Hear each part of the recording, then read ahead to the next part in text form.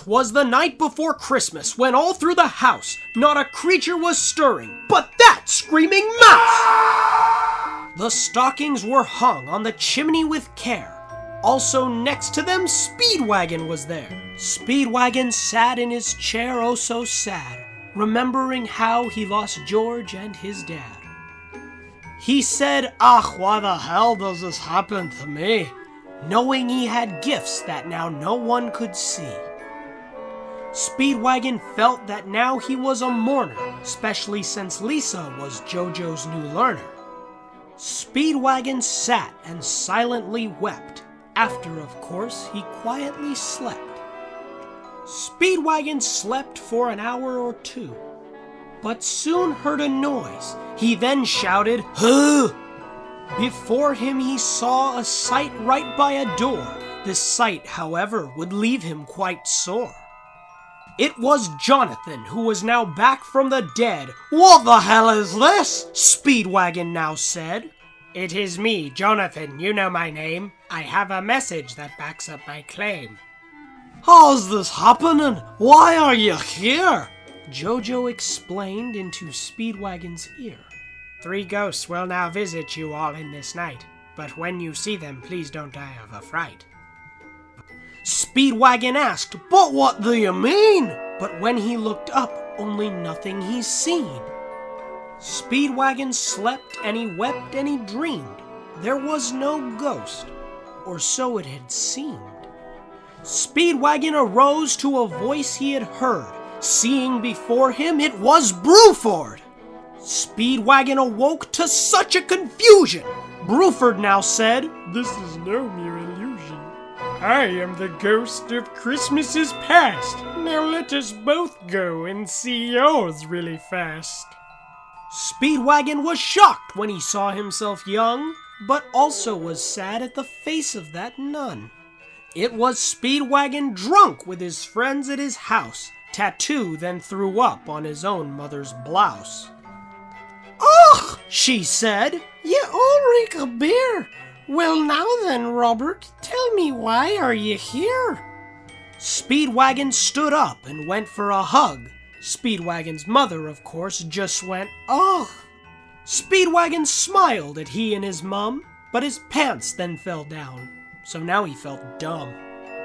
Bruford returned him back to his chair. Speedwagon smiled and then scratched his hair. He looked up at Bruford and said, "That'll do." But Bruford replied, "Nope, there's still 2. Speedwagon's smile turned into a frown, and Bruford then left without making a sound. Speedwagon slept as he let out a tisk, but suddenly heard someone shout, "Zoom feast!" Speedwagon got a hard punch to the face. Of course it was Zeppeli. This was the case. "Why, hello, Robert," the old Zeppeli said. "Bet you are wondering why I'm not dead." Speedwagon didn't, and cared more of his face. "Come, let us go. Let us both leave this place." Zeppeli took Speedward into a barn. "I'm the ghost of the present. Here, have some yarn."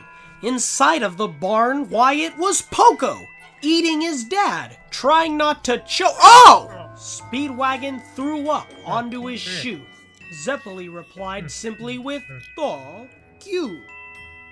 As they returned, Zeppeli then stated, "There is one ghost that you are now fated." Speedwagon sat there with a deep glare.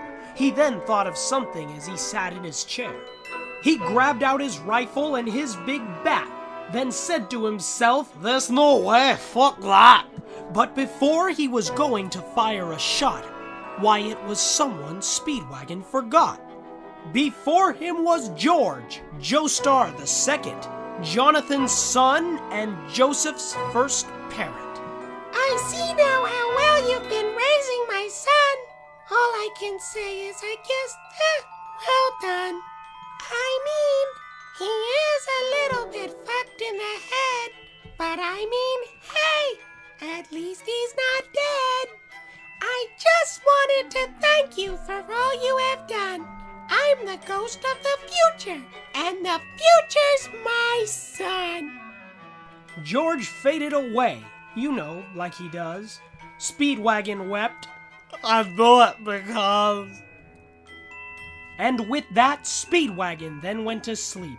But there's still someone yet that he must soon meet. Speedwagon awoke all snug in his bed. He then saw Erina, to which she now said, I see that I'm someone you're quite shocked to see, but follow behind me, a gift there will be. Erina then pointed to a gift she had laid.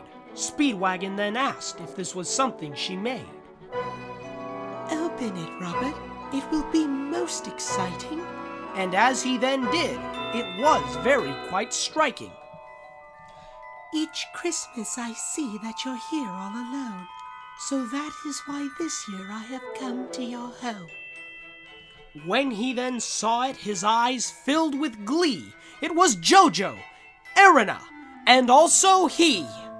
Speedwagon then wiped the tears from his face. Come, Miss Erina, let us both leave this place. Oh my, what a story to hear. May you all have a nice Christmas and a happy new year. Oh, also Hanukkah and Kwanzaa. Don't forget about Hanukkah and Kwanzaa.